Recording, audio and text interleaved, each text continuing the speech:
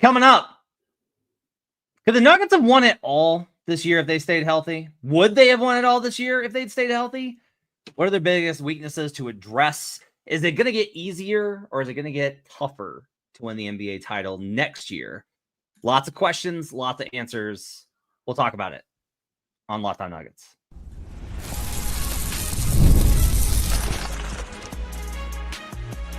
You are Locked On Nuggets, your daily Denver Nuggets podcast. Part of the Locked On Podcast Network, your team every day. Welcome into Locked On Nuggets, your daily Denver Nuggets podcast, part of the Locked On Podcast Network, your team every day. Thank you so much for tuning into the show and making us your first listen of the week. Very excited to get going here with Matt. We have been a week removed basically from Denver losing, being out of the playoffs. I'm with Matt Moore here. I'm Ryan Blackburn. We're both covering the Nuggets here for Locked On Nuggets. Thanks for tuning in. I'm very curious, Matt. I feel more refreshed after just a week away and just kind of resetting the expectations. How do you feel kind of a week? And I know your responsibilities are a little bit different from mine, but as a Nuggets only guy, I feel way more refreshed just a week out.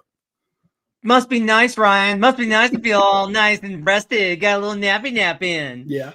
No, it's. I think it's easier. I think it's definitely easier, and you needed it. Like this was a rough season for everybody. I think, and it's funny how that works. Where it's like if the team is going through it, then the media is usually kind of going through it, and it's like a whole thing. So I think it's good to get perspective. I've got a big thing up on Josh's press conference over at the Denver Dig. I gave my thoughts about it last Thursday on the show, but if you want to read more about it, my concerns about hiring Adelman before a president of basketball operations. I've also got some stuff in there about what I've heard about Matt Lloyd at least being a name to look at and consider.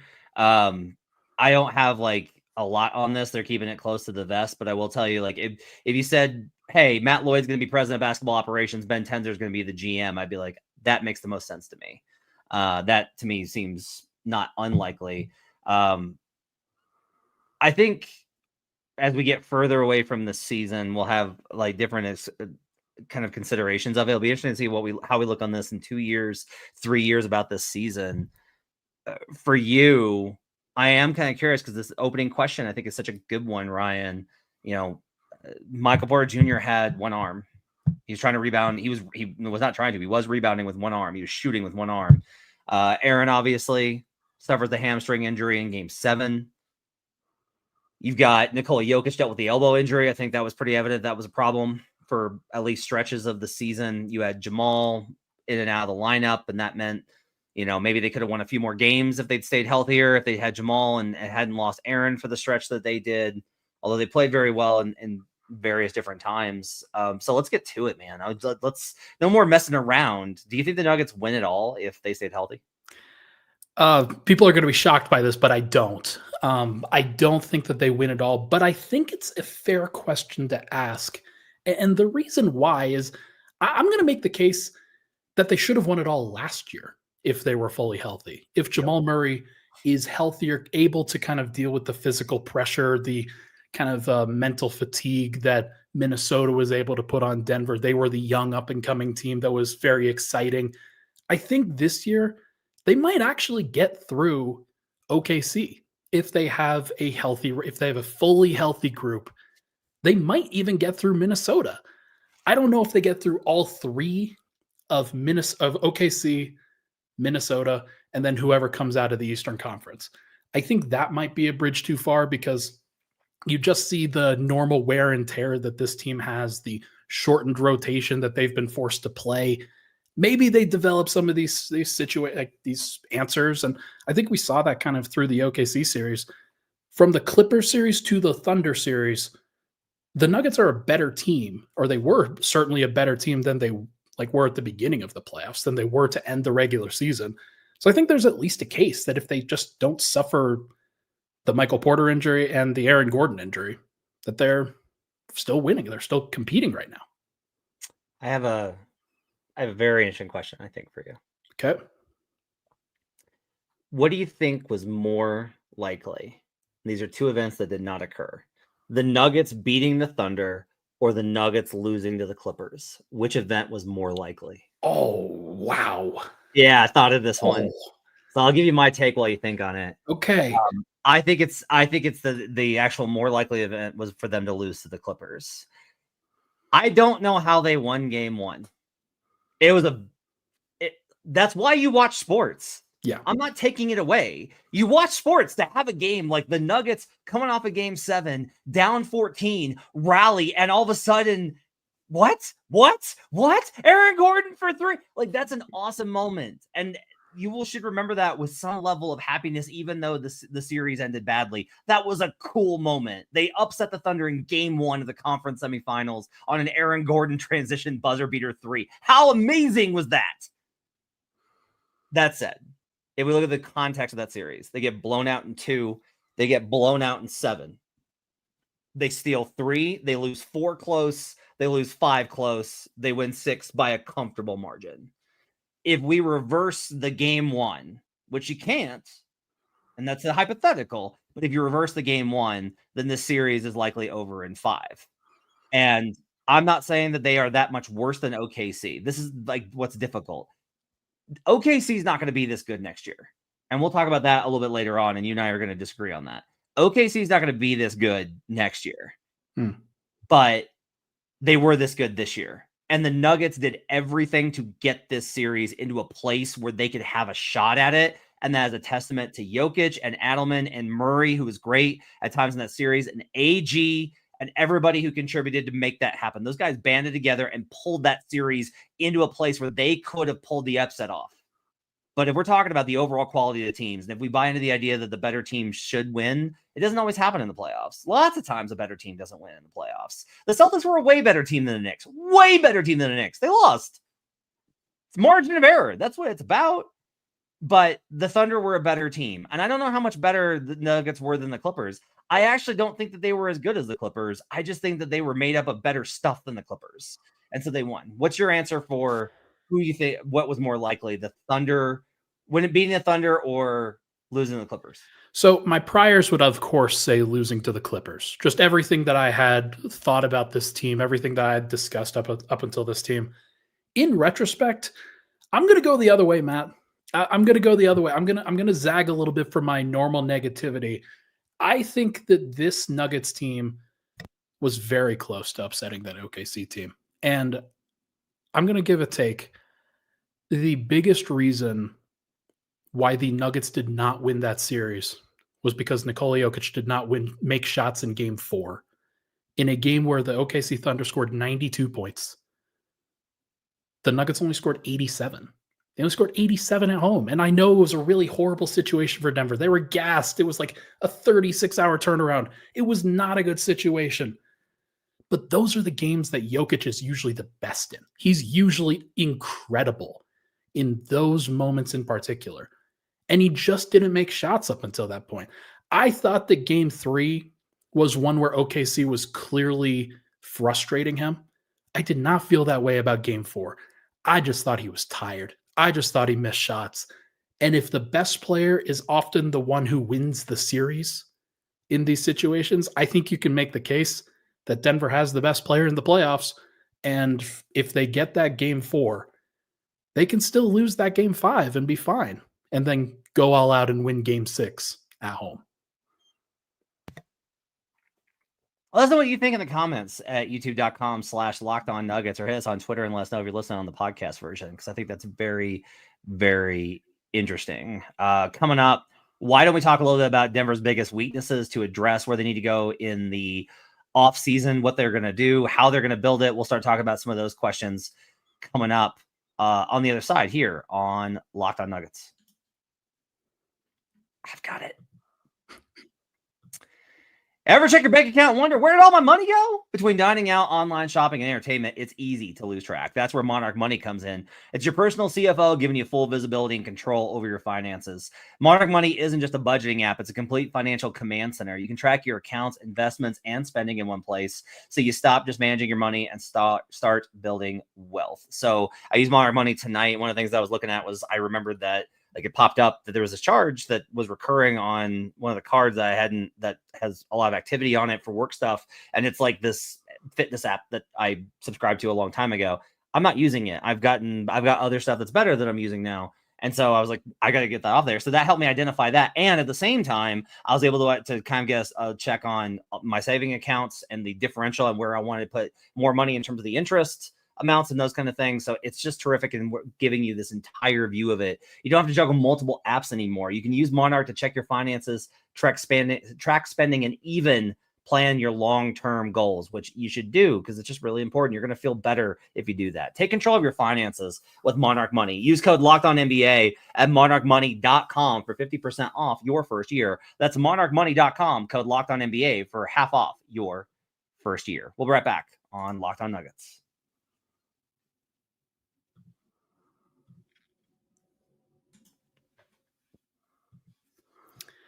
We're back at it. Locked On Nuggets. Thank you so much for tuning into the show. If you can, it would be awesome if you could give us a like and subscribe on the YouTube side of things.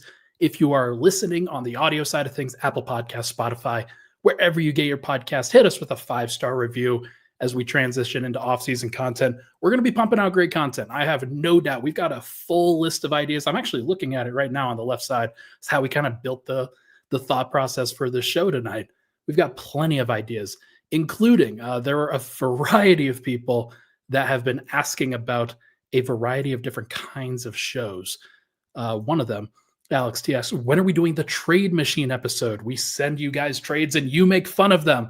That will happen. That is absolutely happening. We will do that sometime in early June. That seems like the right time to get that done. We'll have a good opportunity for that one. Okay, Matt. Next up on the docket, if Denver, okay, they didn't win it all. You don't always win it all. I think it's important to remind people, important to remind me that if you don't win a championship, 29 teams don't win a championship. Only one is able to do so. It doesn't make you bad. So what's Denver's biggest weakness that they need to address now? So this is a really interesting one because there's two different sets of problems. There's your regular season problems and there's your postseason problems. Like the regular season problem was the non-Jokic minutes. It's always the non-Jokic minutes. It's like if you just like don't lose the non-Jokic minutes by 15 every time, then you would be good enough to win 60 games and be great. Go ahead. I'll give you another one, and it kind of manifested itself in the playoffs, was the bench Jokic minutes without Murray. Ended up being really problematic for this team. And so it's just the overall layers of depth, the different ways, like when you start to incorporate your bench in any way, shape, or form, Denver needs to be better just across the board. Yeah. Was the Jamal stuff in the regular season too?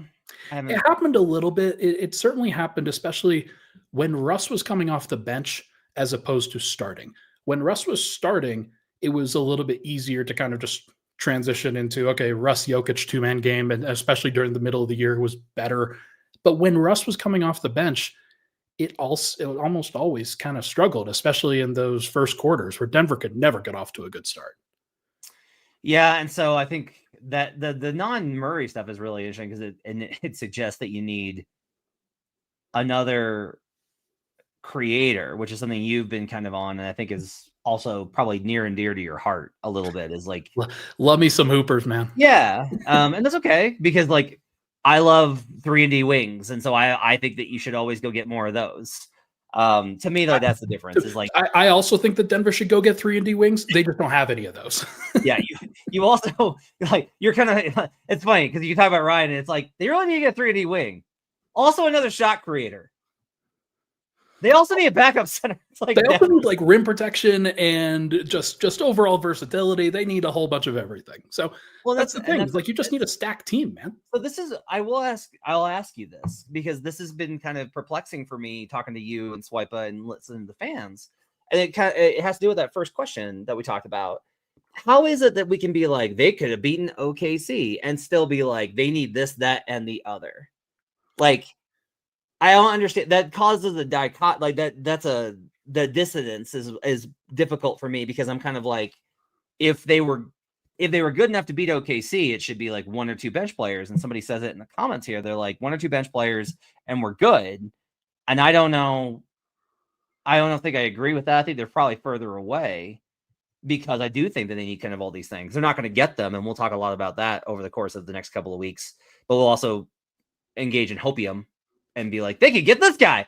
But can you kind of explain how they can be right there and still need all this stuff? It's the overall level of competition in the NBA right now. It's the what's the word that I'm trying to? It's the competitive like shift that has gone from Parity. It's just the overall level of parity in the NBA. Denver could have won the championship this year. Would you agree? No. Could. No? I don't. Okay, so you're still on. And this gets to something that somebody's brought up. Shador's been bringing this up in the comments. Not that Shador in the comments pretty consistently, and I think it's pretty fair. Like it's the Minnesota matchup. It's you get past OKC and you run into that Minnesota team the Nuggets fans were desperate to avoid. Yeah. And I think you can look at the East and be like, yeah.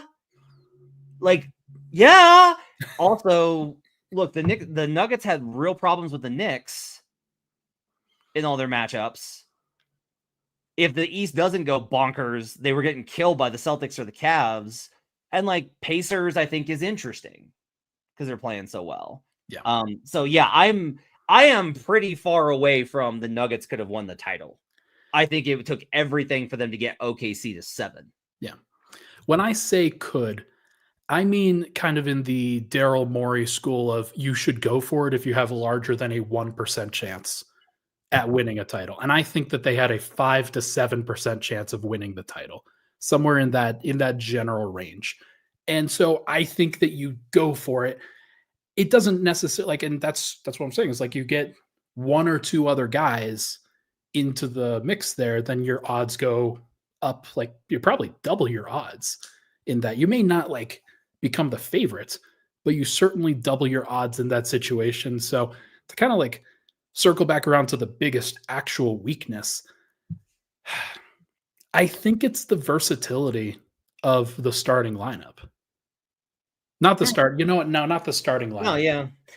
You know what's funny? I did this exact same thing on Dig. I was writing and I was like, well, they actually, when you look at it, they need to change this up because of, and then I was like, so let's look at the numbers. And I was like, oh, their starting lineup was better in the playoffs than they were any of the last 3 years, including the title run. Wah, wah. So there's no way to argue that starting lineup isn't good enough to get. There's no way to do it. I agree. That's the unfortunate thing here is that if we're talking about ways to make the team better, the trade of Michael Porter Jr. and like splitting him up and turning him into some depth pieces has been discussed and will continue to be discussed ad nauseum over the course of these next probably 2 years. So it's tough, man. Like I think that there's a couple of different ways that they can go, but they probably they needed Russ to be playable for more than one series. They needed Strother to have more than one playoff game. They needed Peyton to be more consistent in the second round. They needed a backup big man of some sort. There's a variety of things that you can point to. Maybe it is just bench talent / bench reliability that we're talking about here. And if that's it, to at least give them a chance, then maybe that's all that's needed. Let's talk about the Knicks. I don't want to, but let's talk about the Knicks for a second. Okay. And the reason I bring up the Knicks is this. They play 5 guys all the time throughout the entire season. That's their entire thing, right? But when they were faced with it and they were down 0-2, a lot of things happened tonight. The Pacers shot 5 of 24 from 3. Like they got 24 attempts, by the way, against a team that started 2 centers. And the Pacers I didn't think play with enough energy. But Josh Hart goes to the bench. Mitchell Robinson starts. They build new lineups with Landry Shamet and Landry was probably an outlier, but like DeLon Wright and Miles McBride, like they're able to build different versions of themselves. Tibbs team built different versions of themselves by the necessity of invention. And the Nuggets simply do not have that. They have one thing, and then everything else is try and survive for a few minutes. Yeah.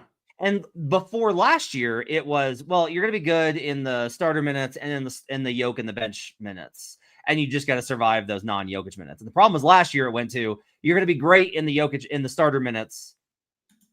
And then you're going to be like, not as good, just like a little good. And sometimes you're not going to be great in the Jokic and the bench minutes. And then you're going to be awful in the non-Jokic minutes. And then you're back into the whole thing. And that's the thing, is like, they got to reinforce all that. And you can either do it just by adding competent guys or by reinventing that unit. And that's going to be David Adelman's challenge, because if they follow the internal development plan, which again, none of us here on the show believe that they should, but if they follow that plan, it's going to rely on David Adelman being a magician and being like, now watch as I turn the bunny rabbit into a brick of gold. And that's, or nuggets of gold is what I should have said. But yeah, that's like, that's what they should have done. That's the idea here versus, and I think the versatility and optionality to me is the big thing, is you got to be able to be like, hey, maybe we won't win the starter minutes. We don't have to win the starter minutes. We can win these, or maybe we'll win these, versus every game with Denver is, you better be up 15 when the starters exit. Yeah. And so, and it's one of the reasons why I have still criticisms of Russ, despite the fact that he did objectively have a good season for Denver.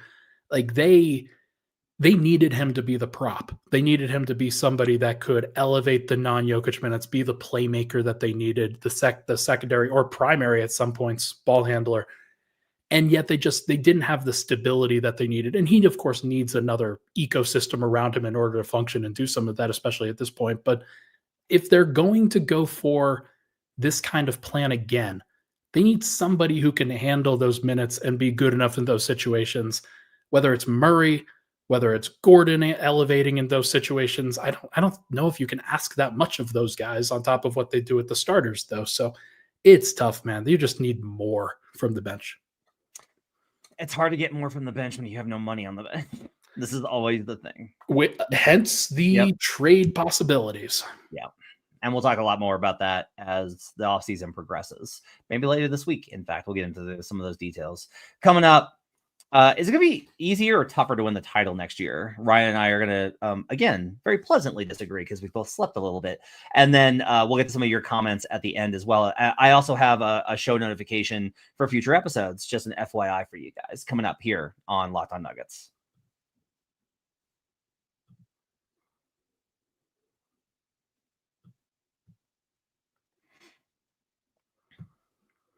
All right, back at it, Locked On Nuggets. Thank you so much for tuning in. Matt Moore, is it going to be easier or tougher for the Nuggets to win a championship next season with the core aging and with all of the factors that I think teams in their core contending seasons generally hit at this stage? Yes. It'll be easier. Ooh. Yes. OKC's not going to be as good next year. This is their year. This is everything. Look, everything's gone right. Everything. They allow the most 3-point attempts in the league, and yet opponents are shooting the worst. Do you think that's going to hold for another year? Probably not. They're going to get scouted, and teams are going to figure out stuff. They'll have more injury problems, and they'll have a little bit, and it'll be harder to come back. It's always a little bit more difficult. Wolves trying to go for 3 straight consecutive conference finals appearances. That's very difficult to do. Now the Lakers are going to be better. Yeah. That's a problem. Damn. So that's an issue. Are the Clippers going to be better? Probably not. Probably not. Yeah, they're probably going to be the Clippers, man. They're probably going to be the Clippers again. And hey, look, we thought they were going to, the market thought they were going to be like a 37-win team, and they won 50, and they were right there, right? Sure. Kawhi Leonard's probably not going to play that much. And so the Warriors, I think that team is just bones. I think they are bones and gravel. Yeah. So I don't have a lot of concern there. The Spurs will be better, but will they be so much better as to be a dominant force you can't get past? No, I would feel okay about it in the playoff series. The Nuggets this season had not devastating, because that's the other thing is it could be worse because it could be devastating injuries. Knock on wood, hope that doesn't happen. But they had bad injuries this year. They had no bench. They had internal strife the entire season. They got no significant internal improvement outside of Christian Brown offensively. That's the only thing that really happened. Christian Brown got way better offensively. I think by the end of the year, he got better defensively, but that was a long-term thing. And really kind of negligible around the margins. He did great versus Shea, but worse in other matchups, etc. All of these things happened. And they still won 50 games, had the 4 seed, took OKC to 7. The path will be easier next year because it'll be more wide open because things won't be as miserable in Denver. And that does count for quite a bit. So regardless of what they do, their opportunity will be better next season. That doesn't mean the team will be better. It doesn't mean they'll win, but the opportunity will be better next season. I'm willing to listen to that and think pretty positively of that sentiment. I do think, and Shador brings it up there, the half-life concept that I've been trying to bring up on a consistent basis, there's just a very short shelf life that a lot of these teams have.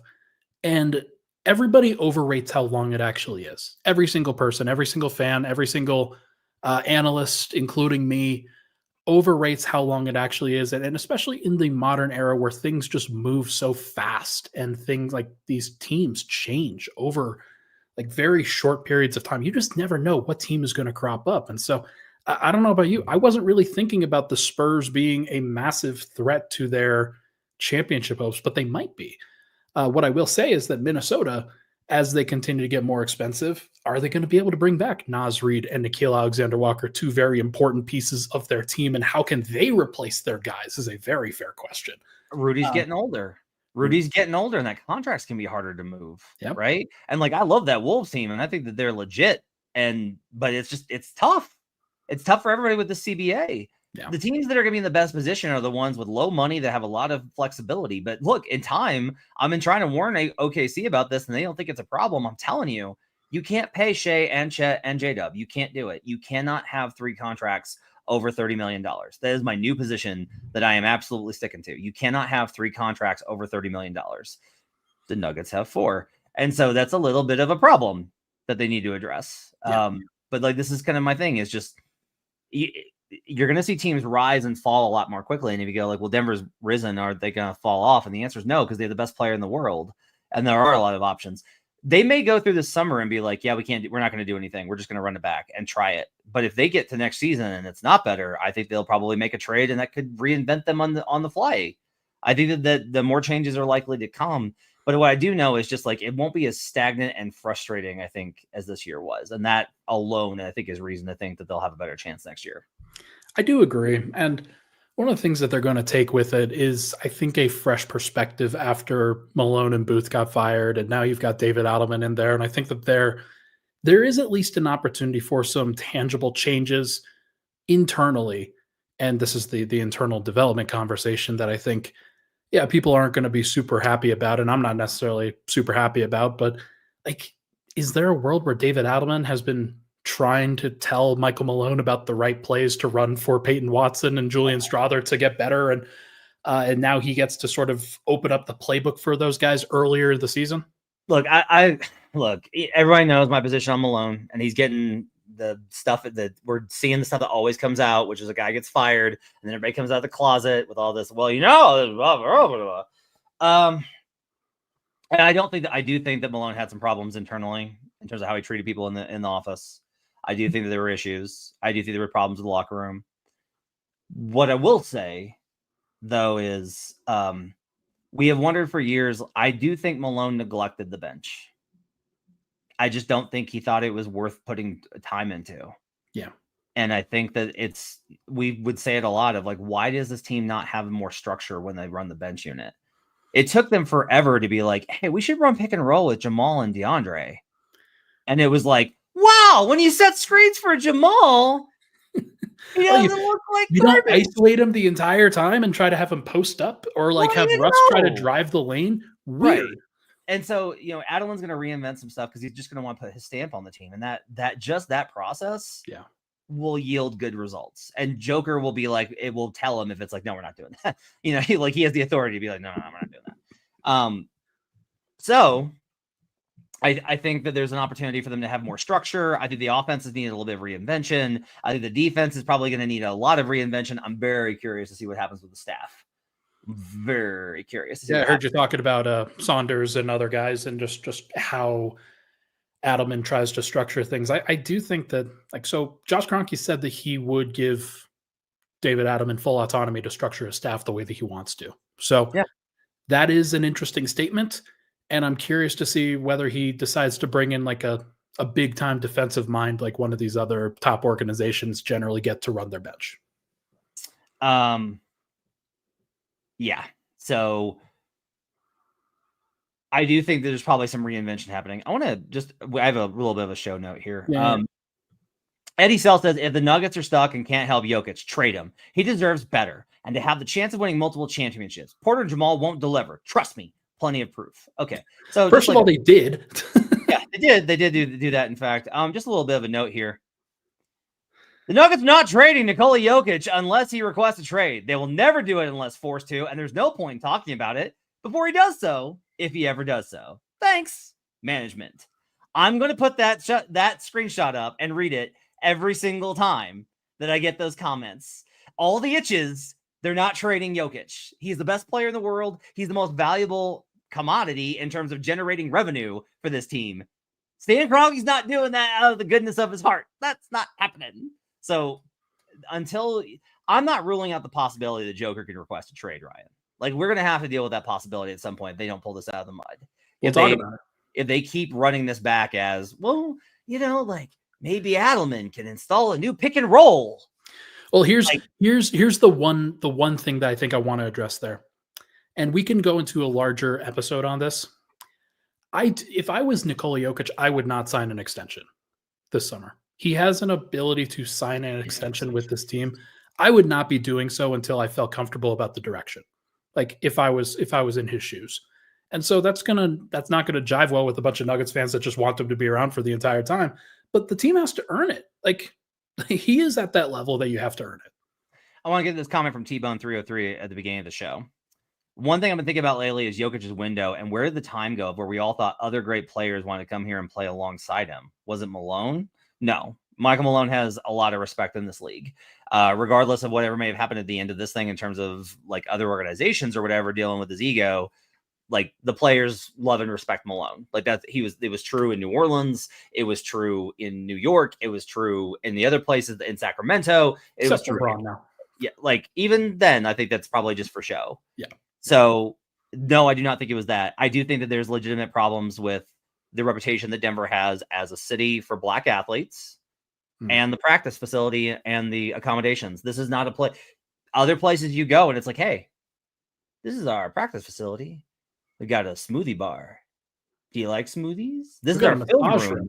This is our film room. It's a fully functioning auditorium with 3D projections and blah, blah, blah, blah, blah, blah, blah. And Denver's like, we got a court up on the second level.